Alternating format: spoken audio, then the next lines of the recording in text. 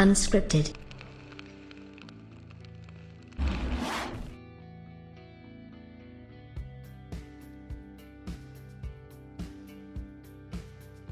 So we got some very interesting news that broke kind of overnight / this morning, and I wanted to cover it for an early video. Who knows, I haven't really had much success with the earlier videos, but this was something that I felt like I didn't really want to wait on in terms of waiting till tonight. So as you guys know, Jason Schreier he used to be Kotaku, now he's Bloomberg, did a scathing article on the state of PlayStation. And first of all, I want to say, do I believe all of this stuff that's stated? I don't necessarily believe everything that's stated the way that it's stated. I believe that, Jason obviously tries to sensationalize what he can. And we go back and we look at what he was talking about with Naughty Dog, and he made it seem like there was such this oppression and that gamers were, out there, kind of pushing this Naughty Dog to make this game and spend hundreds of hours a week doing so, and it turns out like a handful of people work 45-hour work weeks. Don't bust me up with that. But again, that's his job. He kind of does that to make everything kind of look bad. Now, what I will say is it does make Jim Ryan and Herman Hulst kind of look a little suspect in terms of what they're able to do. And I'm not saying that it's all doom and gloom for PlayStation. Obviously, I mean, they're selling extremely well. They've got a lot of good things. This just really paints it more as a picture of they're basically going after only the big stuff, big AAA stuff, which I like that aspect of it. But some of the things and choices made there within sort of are questionable in my opinion. So, we'll have to see what happens down the line. But I do think that, that's something that we'll have to kind of figure out as time goes along, because it does sound like they are going in a certain direction. So I think maybe we should get started. What's up, everybody? Crapgamer here with Crapgamer Reviews with another video. Thank you so much for checking it out. I really do appreciate it. Please like, share, subscribe. I would appreciate that as well. It helps out the channel, and it means a lot to me personally. And shout out to all the old subscribers, new subscribers, and everybody in between.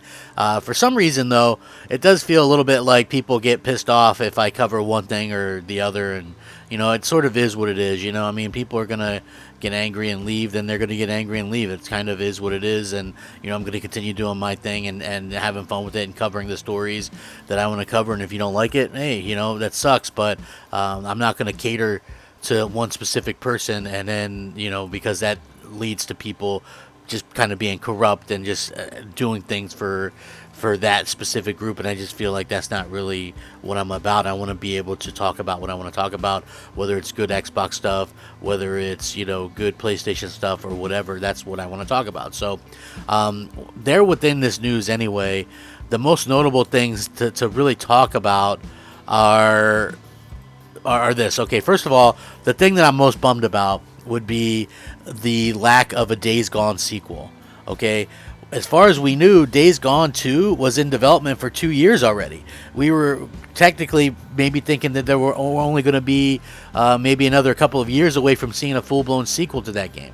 Like, it didn't score very well, but again, that was more Sony's fault for not, having the day one patch ready to go. But, again, so basically what to take out of this is the main talking points are that Sony wants to focus on AAA exclusives and big bangers, which I get and I respect, and I think that's fine. And the fact that, they have Naughty Dog working on the Last of Us remake for the PlayStation 5. Days Gone 2 isn't happening. So basically, the Last of Us, a remake of that's fully remade, taking full advantage of the PlayStation 5, will print money for Sony. So I see why they're doing it. No Days Gone sequel hurts. But again, Sony Bend are actually creating something brand new, supposedly. So we have to kind of worry about that as well. There's some good news mixed in with the bad news. Mostly it's about this guy named Michael Mumbauer, who founded the visual arts service group in 2007, recruited a group of about 30 developers internally from neighboring game studios to form a development unit within Sony. The idea was to expand upon some of the company's most successful franchises, and the team began working on a remake of the 2013 hit The Last of Us for the PlayStation 5. But Sony never fully acknowledged the team's existence or gave them the funding and support needed to succeed in the highly competitive video game market. According to people involved, the studio never got its own name.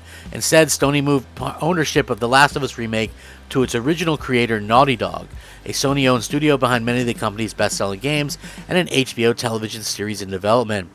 Deflated, the small group's leadership has largely disbanded, according to interviews with 8 people familiar with the operation. Many, including Mumbauer, have left the company entirely. Mumbauer declined to comment, and others asked not to be named, discussing private information. A representative for Sony declined to comment, provided interviews. The team's failure highlights the complex hierarchy of video game development, and in particular, Sony's conservative approach to making games for the PlayStation 5. The Japanese conglomerate owns about a dozen studios across the world as part of its PlayStation label, but in recent years it has prioritized games made by its most successful developers. Studios such as Sony Santa Monica, California-based Naughty Dog, and Amsterdam-based Guerrilla Games spend tens of millions of dollars to make games with the expectation that the investments will pay off exponentially, and they usually do. Hits including 2018's God of War, 2020's Last of Us Part 2 are exclusive to PlayStation consoles, helping Sony sell some 114 million of the PS4. Rival Microsoft Corp has taken the opposite approach, relying on a wide array of studios to feed its Netflix-like subscription service. Now, Xbox Game Pass, which allows users to pay a monthly fee for unlimited access to a variety of games. But Sony has a different focus on exclusive blockbusters. It's come at the expense of niche teams and studios within the PlayStation organization, leading to high turnover and less choice for players. Last week, Sony reorganized the development office in Japan, resulting in mass departures of people who worked on less well-known but acclaimed games such as Gravity Rush, Everybody's Golf, and the company has informed developers that it no longer wants to produce smaller games that are only successful in Japan. The fixation on teams that churn out hits is creating unrest across Sony's portfolio of game studios. Oregon-based Sony Bend, best known for the 2019 open-world game Days Gone, tried unsuccessfully to pitch a sequel that year, according to people familiar with the proposal. Although the first game had been profitable, its development had been lengthy, and critical reception was mixed, so a Days Gone 2 wasn't seen as a viable option. Instead, one team at the studio was assigned to help Naughty Dog with the multiplayer game, while a second group was assigned to work on a new Uncharted game with supervision from Naughty Dog. So again, what we can take from this is, instead of doing a Days Gone 2, Bend Studio got put in 2 different groups, one of them probably to help with factions, The Last of Us factions, and one to make a new Uncharted game with supervision from Naughty Dog. Some staff, including top leads, were unhappy with this arrangement and left. Ben's developers feared they might be absorbed into Naughty Dog, and the studio's leadership asked to be taken off the Uncharted project. They got their wish last month and are now working on a new game. So only last month did they start their own new game. It's really weird. Emphasizing big hits can also be counterproductive because sometimes games that start small can turn into massive success. In 2020, Sony didn't put much marketing muscle behind the quirky video game creation dreams, but the PlayStation-owned Media Molecule in the UK. As a result, PlayStation may have missed out on its own version of Roblox. A similar game tool, parent company Roblox Corp went public earlier this year, is now valued at $45 billion. For their first solo project, Mumbauer and his crew wanted to pitch something that would be well received by their bosses at Sony. Recognizing the risks involved in developing a new game from scratch, they decided to focus on remaking older games for the new PlayStation 5. Remakes are considered a safe bet since it's cheaper to update and polish an old game than it is from the start. So they originally planned to do Naughty Dog's Uncharted from 2007, but it was deemed too expensive, so they decided to remake Naughty Dog's 2013 game, The Last of Us. So again, they pivoted from finishing work on other games to making your own game can be difficult. Again, this is something that I feel like doesn't really look too well onto them. You know what I mean? Like it looks like some bad things are kind of happening. You know what I mean? So basically, what you have is a potential Last of Us remake, no Days Gone 2. Ben Studio was kind of doing 2 different things at once. Sony wants to focus on hit releases. Again, it looks like we could get a new Uncharted. Naughty Dog's working on factions. There's probably a good chance that that's probably close to being done.